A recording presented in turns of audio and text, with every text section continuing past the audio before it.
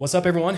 Welcome back to the show. We finally have Erin and I sitting down to record an episode together. What's up, babe? Hi. Happy to do this. Yeah, I appreciate you being a guest on today's show. This is my show, This motherfucker. is your show too, yeah. Well, we appreciate you guys listening, and I know most of y'all, if we're being honest, you guys tune in to hear Erin, and she's pretty busy usually, but the good news is she's going to be freeing up a lot of time. It's funny, we've learned recently that I'm known as the guy on the podcast, and I think it's like, oh, Erin Diamond. So anyways, what are we going to talk about today? Well, we're going to talk about a lot of our mistakes in 2023. And I have a list of 8. And what I thought was a cool reflection as I was thinking about the biggest mistakes we made in 2023 is I really was only able to come up with 2 things in business. And I think that's because I don't identify things anymore in business as failures or mistakes. It's always an opportunity to learn. So there's a couple of things. And even as I was writing these, I'm like, but it's still a work in progress, whatever. But I have 4 for my personal life and parenting journey, because that's, if you're a parent, you know, it's really easy to identify all the ways you're fucking up in your parenting. Yeah. So I want to talk about those 2. Right before we hit record though, Jordan, you were sharing something about like your relationship to failure in business too. Yeah, Erin was mentioning how we didn't have a whole lot of business mistakes listed out. And I'm like, well, frankly, it's because I think the way you view mistakes is kind of relative. And in 2022, made so many mistakes. Yeah. We did record a whole episode on them, but they are a mile long. In 2021, we made even more, 2020, 2019, 2018. And I think as the business is early, you should be trying to make as many mistakes as possible, you know? And you should be listening to episodes like this to learn from other people's mistakes. I think that's why you put on the docket for us to record this, because this is what I want to know, right? Yeah. We when people are successful, and when they're doing things right, and everyone's so willing to share their highlight reel. But I want to learn the expensive mistakes that they made, so I don't also have to make them. 100%. And so I actually heard maybe it was Ed Milet or somebody sharing, like when you meet somebody who's way more ahead than you, and you want to ask them for advice, you should ask them like, tell me about your mistakes. That's the most valuable info you can share. Yeah. But I know for me personally, like when you're early in business, and if you're listening to this and you're under $5 million a year, try to make more mistakes. That's what we did. We fucked up so much, but now where our business is now, the margin for error is a lot smaller, and you're just better at doing the thing. Yeah, absolutely. So I think we're going to kick off though. Erin, you had a good insight that you shared at our event recently, where it's like so much easier to talk about the mistakes rather than celebrate the wins. Yeah. And we're going to just hit on a few of our wins. Yeah. Well, the thought there is like, we were just saying it, and people will say it, like, you learn from your mistakes, you learn from your mistakes. But I also think that's a really flawed strategy, because if you're constantly thinking about your mistakes and you're constantly looking at your mistakes, you lose confidence. Yeah. So inside of our company, we start every single meeting with wins. With our students, we start every single meeting with wins, because that really helps you build momentum and build confidence. And especially if you're a person with big goals, it's going to take a while to hit your big goals. So you need to be gathering all the little nuggets of evidence along the way. So it's like really important to also look at wins. So I had no trouble jotting down all my wins for the year. Like I could have made this a list of 100, because I'm in a really good practice of doing this. So we'll share a couple of the wins, and then we'll get into some of our things that we've really fucked up this year. So wins, I put at the top of the list, we sleep trained our child, because I don't think anything else would have happened had we not gotten to a place where we were sleeping. That was a huge milestone as parents. We had an amazing year in business though. We ended at just under, like almost 8 million in revenue. There's still 2 days left. We might hit it. Just a lot of great things in business, a lot of great things personally. We hosted 4 total events, 2 legacy events, a huge community event, a 7-figure CEO retreat. That was a lot of fun and new this year. We pivoted our live event. It was just a really big decision. We mastered travel with the baby. I'll put that up there. We took our son on 13 trips to 15 cities. Yeah, that's wild. Yeah. And then you and I went on a separate 5 trips. So, as I'm just like looking back on the year, it was an amazing year in terms of like business success, but also I just feel like we had this really awesome trifecta of like business really great, family life really great. And we played a lot too. As I looked through my camera roll of 2023, we had so much fun, which is what it's all about for me. If I don't have all 3 components, who cares, right? Yeah. You could probably argue that we could have hit 10 million, 11 million, 12, like totally. If we worked like we used to. Yeah, absolutely. And it's most likely the case, right? Yeah. But you're right. We had pretty strong like boundaries around our work. We took a lot of days off, went out on the weekends. And I think 2023 was a challenging year for a lot of people. And I think if you're able to even just stay at the same level during a year like 2023, the economy went to fire. There was very true. wars, all this uncertainty, all kinds of shit. Credit, Yeah. I think you're doing the right thing if you're able to just maintain. We were able to go from 6 to 8, which I feel pretty darn proud of. Yeah, absolutely. Also while figuring out how to keep our son alive. Yeah. I want to share something. I actually put this on my Instagram story today. I'll paraphrase it.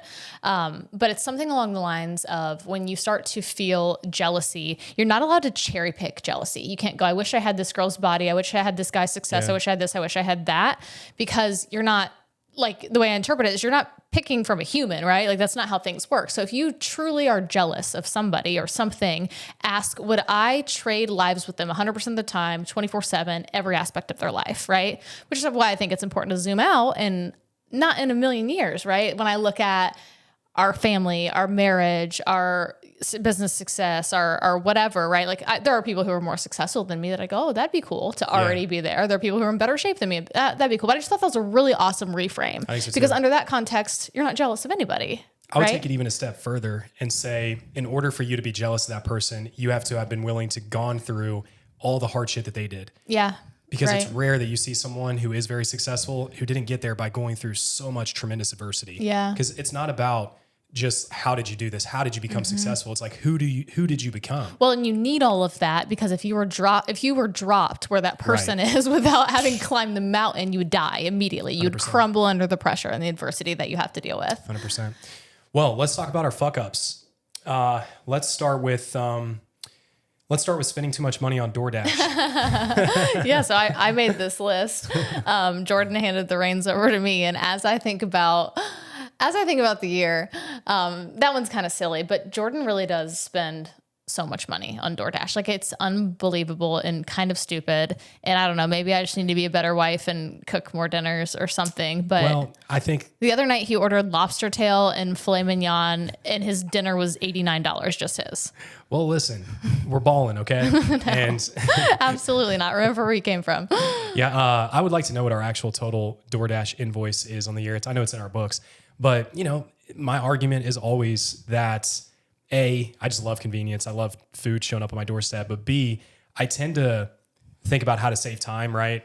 In all aspects. So I'm like, okay, I'm going to pay. It's not always about saving time, though. Like, you could look through our freezer and make a meal in like 10 minutes. Yeah, but like that 10 minutes, is thousands of dollars in my dollar per hour. Not in the evening. You're not working at 8 p.m. when you order your DoorDash. Look, I just fucking love DoorDash, all right? Yeah. And So stop trying to justify things that don't make any sense. anyways, DoorDash, why don't we jump right to, we made some investments in 2023, which, there's always this desire, this temptation to move away from your core vehicle and, find passive income, other investment opportunities. And I feel like no matter how sound you are with decision making as an entrepreneur, you're gonna end up fucking that up. It's just hard not to. But Yeah. the reality is, it doesn't matter what the opportunity vehicle is, investments, real estate, tax strategy is a different thing. Whatever it is, it's a hard argument to say that you wouldn't make more money just by focusing on your business.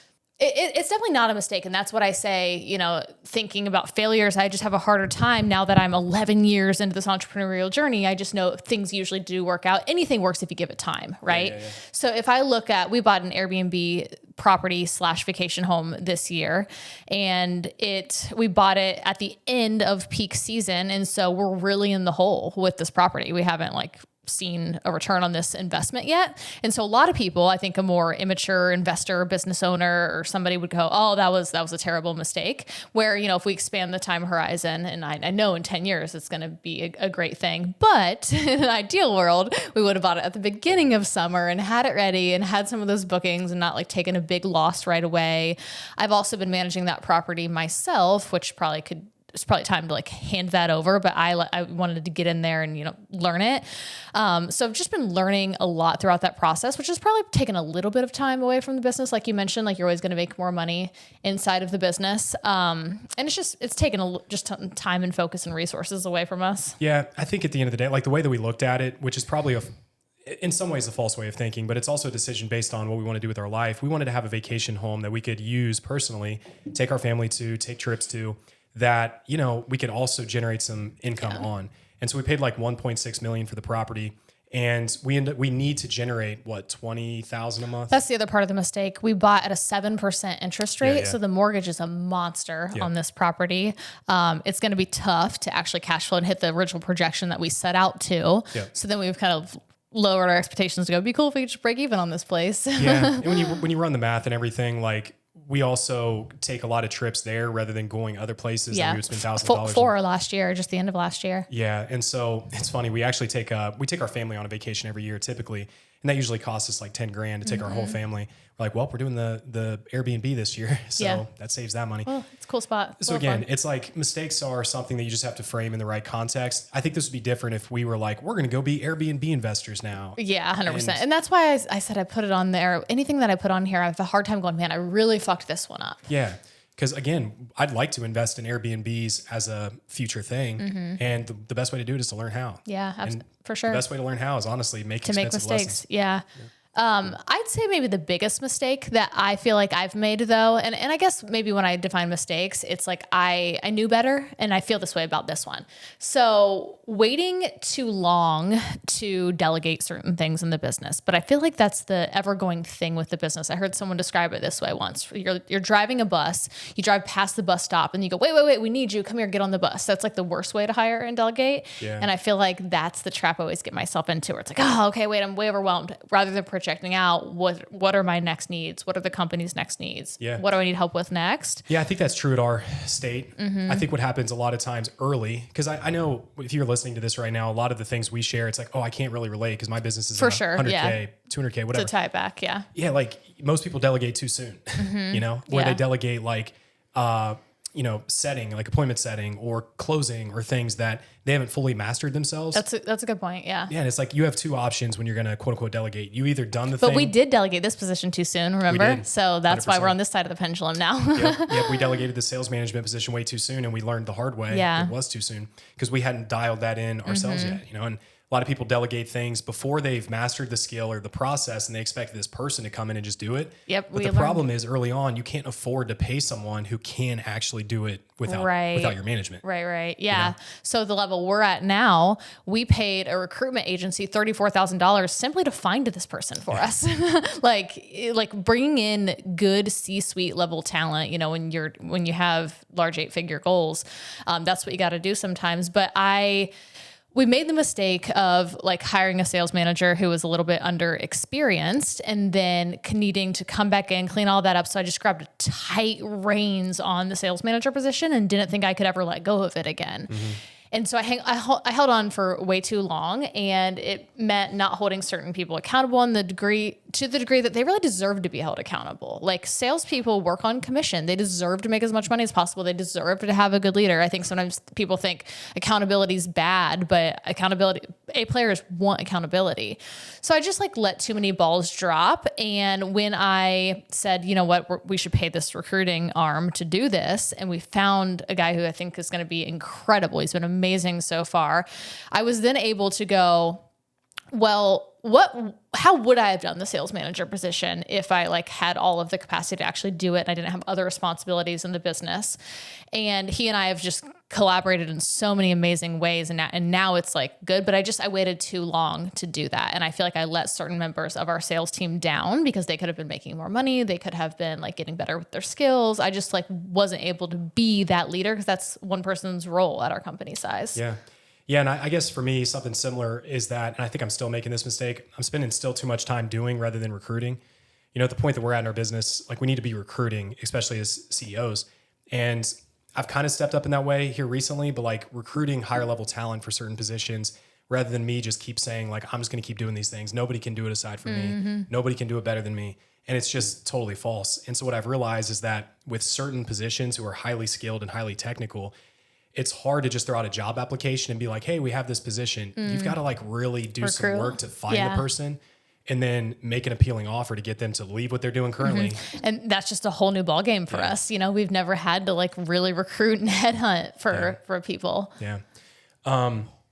Let's jump into, the one that if you're a parent listening to this, I'm sure you can relate to, but it's, you have a kid that comes into this world and you're trying to run a business. You're trying to take care of we're in fitness too, right? So it's fitness is probably a priority, trying to take care of yourself. Yeah. And now you have this kid who everything kind of goes off track in terms of your normal standards, your schedule. You know, it's interesting that you added the fitness part to the trifecta, because remember last night, you probably don't remember this, but I do, because I'm always like judging myself as a mom. But remember how Jody was like, you know, I did a really good job of always making dinner when my kids were little. I was so triggered immediately. And you know what I wanted to say was like, well, did you work out every night? Yeah. Because that's my dilemma, right? Yeah. It's like, well, as soon as I get done with work, I can either work out or I can spend an hour cooking dinner. And then like we usually end up this like. This is why I have to order DoorDash. This is why we end up with such a large DoorDash bill. Or, you know, we have made other accommodations and like have like help with meal prep and things like that. But yeah, so that was like my number 2 that I put on the list is just the balance. Goodness, I'm always going to feel like I'm fucking this up. And from talking to other moms who are further ahead than me, I just don't know that you're ever like, I got it. You know, I'm balancing it all. I'm doing it all. What I've learned so far, a year and a half into parenthood, is that like as soon as you feel like you figure something out, it changes, right? So like Jackson's a year and a half old. And so like my logical brain goes, you've been doing this for a year and a half. Like how come you're not any like better with your routines, or like, you know, how come every day you feel so rushed still?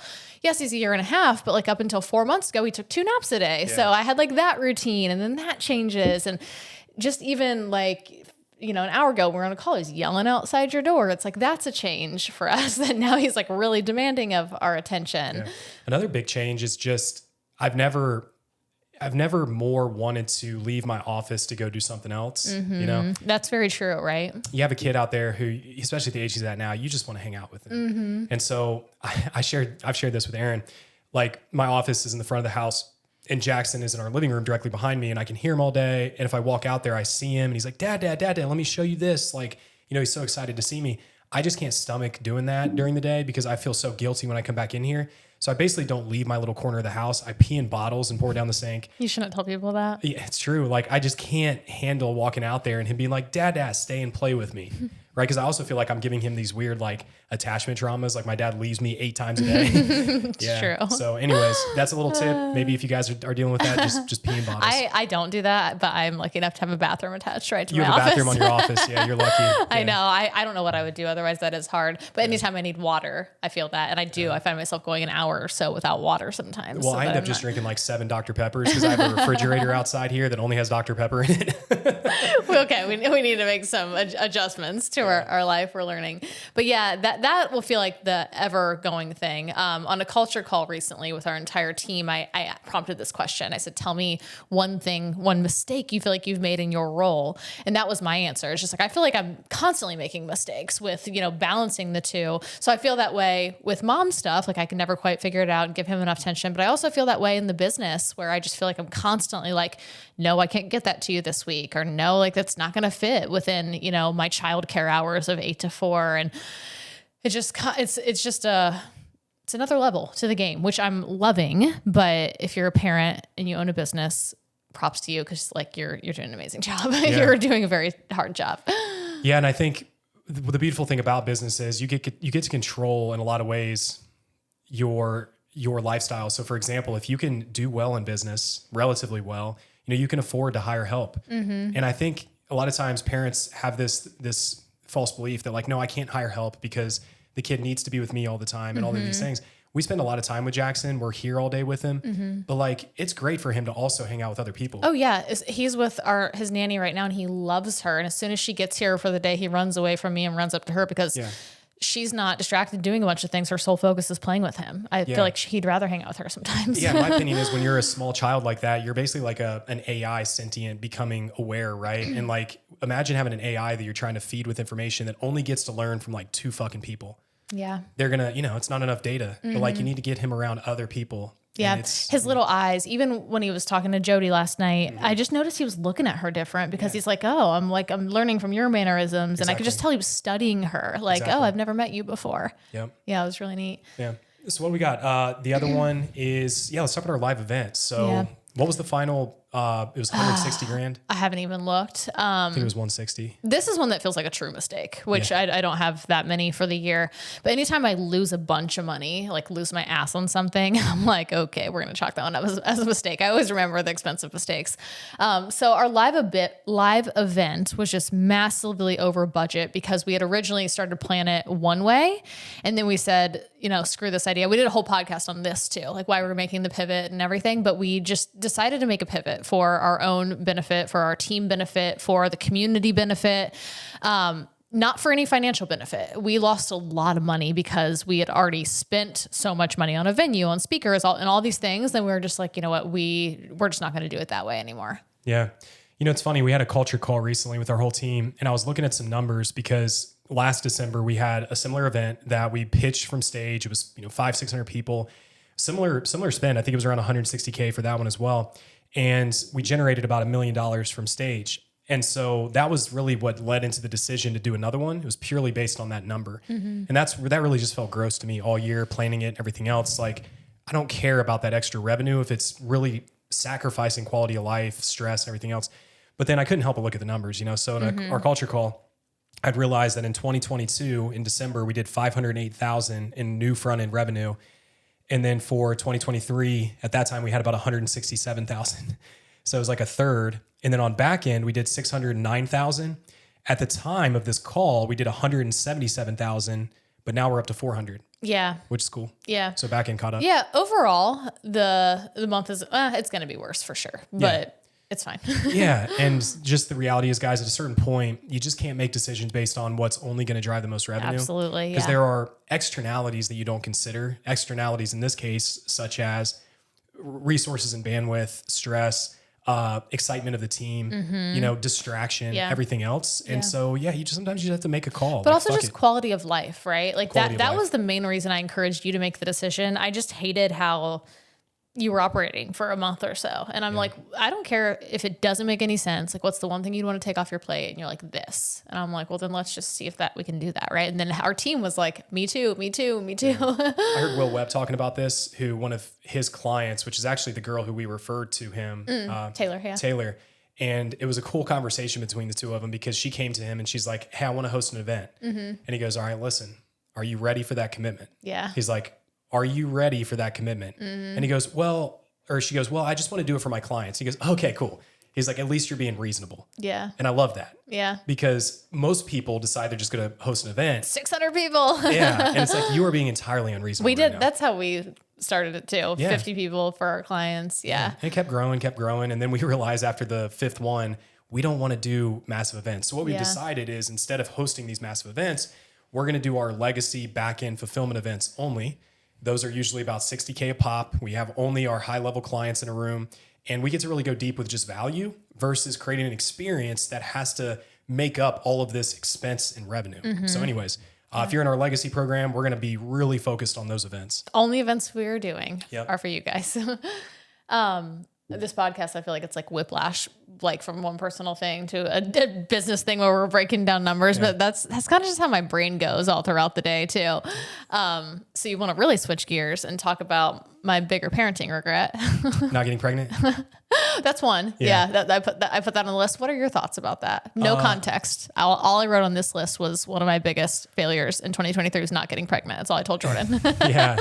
I thought that was interesting. I'm glad that you're not pregnant right now. I mean, I'm always glad that I'm not pregnant, but yeah, I just think that we're at a good time. I'll have a regret if we go this entire next year. Absolutely. We don't get pregnant. Yeah. But I feel like this last year, it was really needed because we had a pretty rough 2022. After your father passed away, after Jackson was born, I had a massive mental health crisis, and I think I went into psychosis and didn't sleep for 40 some days. And I'm like a little scarred from that, but now I'm like, I'm good. I'm rebuilt. Yeah, no, that is true. Yeah. And if I guess like the only time that I feel like maybe what I would have been ready is like the last month or two. Right. And even then, like, I'm not to that point or anything, but, as I was just like looking back on the year, I heard this recently, and this is how I think about having kids these days. The quote was something along the lines of like, don't think about the years when they're young, think about the dinner table, 20 years from now. And that makes me go, man, let's just like pop out 4 more. Yeah. I'd like a big dinner table. Yeah. Yeah. Another thing that I heard along those lines is when you're thinking about how much time you have left with someone, let's say Jackson is an example, we think in terms of years rather than if you were, maybe this is a similar analogy, but if you were to quantify the actual number of nights that you have left where Jackson is this age, you know, he's just as cute as can be. Yeah. He's not motherfucking you as a teenager. Yeah. Like if we really did the math and ran that number, what is it? A couple hundred, maybe not even that. I don't know.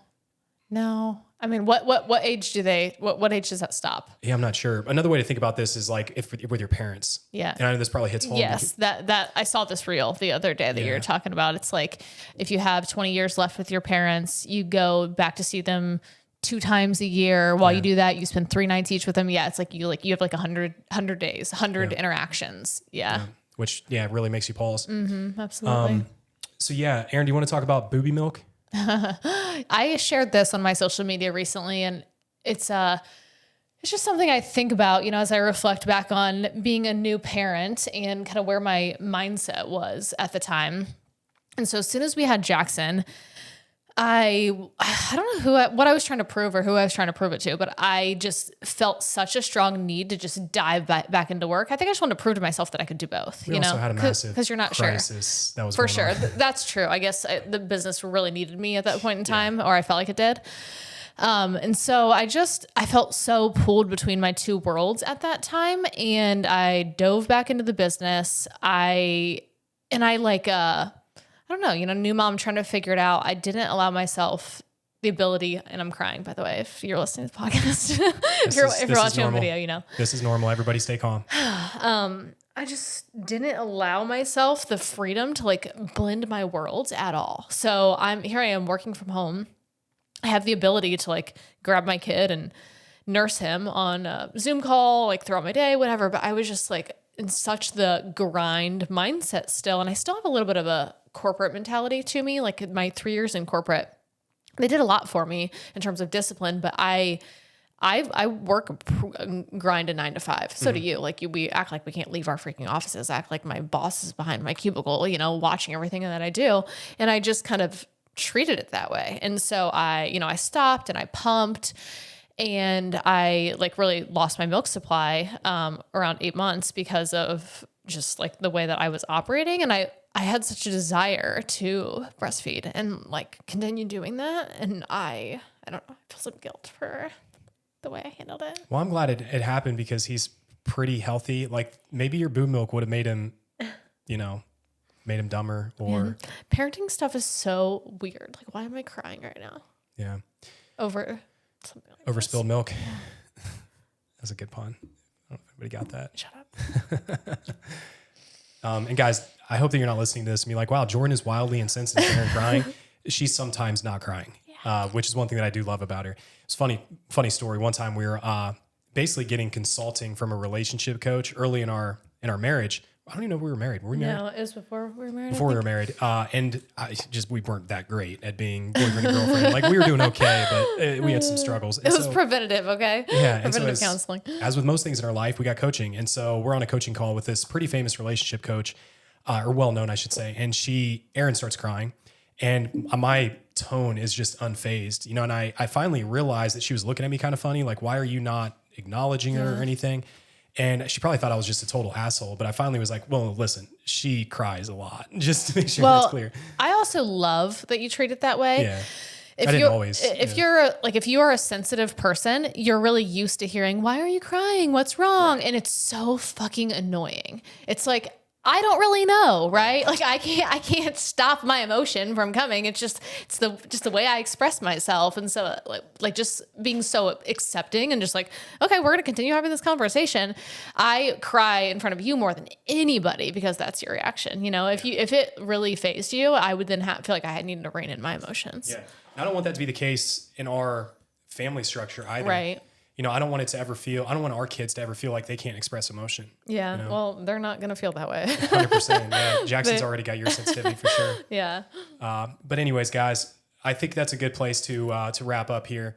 And thank you for listening. And, you know, if you're a longtime listener and you followed along this podcast and just our journey, I just appreciate you guys so much for being here, for listening.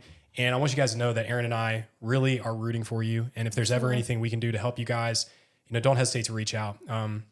We just really appreciate you all supporting. Yeah. And reach out to us anytime in the DMs if you listen to this episode and you've had similar struggles with breastfeeding, with sleep training, with business, with investments, with anything.